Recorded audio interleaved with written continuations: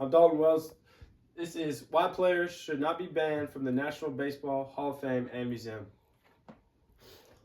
Baseball is built around legendary players that have broken records and shaped the history of the game.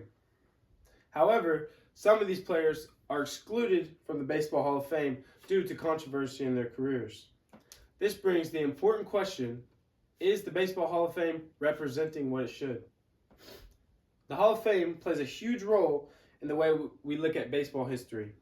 If certain players are excluded, it changes the entire story of the game. This issue matters because it affects how greatness in baseball is depicted in other sports. This brings me to my topic. Players should not be banned from the National Baseball Hall of Fame and Museum. I'm credible to this topic because I've been a baseball fan for many years. I've studied players, stats, and the history of the game. I've also written a research paper over this topic, and I've studied many resources.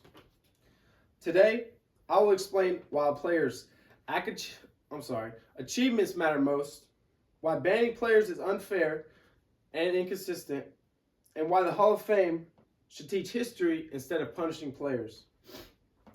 Key point 1. Achievements matter most. Records, awards, and milestones show dedication to a player's career. Many players that are banned from the Hall of Fame have changed the history of the game. Two players that come to mind are Barry Bonds and Pete Rose. Barry Bonds is the all-time home run leader, and Pete Rose is the all-time hits leader. The Hall of Fame should recognize these players for their greatness, not their mistakes. This brings me to point 2. Banning players is unfair and inconsistent. Imagine spending your entire life training to be the best player you possibly can. You spend your whole career doing nothing but greatness, and one mistake can change it all. This was the case for Barry Bonds and Pete Rose. With them being removed from the Hall of Fame, it leaves a gap in the history of the game.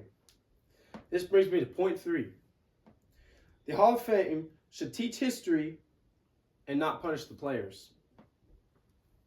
With holes in the history of the game, there's incomplete storylines. The Hall of Fame is supposed to teach the full history of baseball. You can still do this without banning those two players. That's why I believe players should not be banned from the National Baseball Hall of Fame. The history of baseball is not perfect, but it is important. That's why I think greatness should be told rather than the failures. Thank you.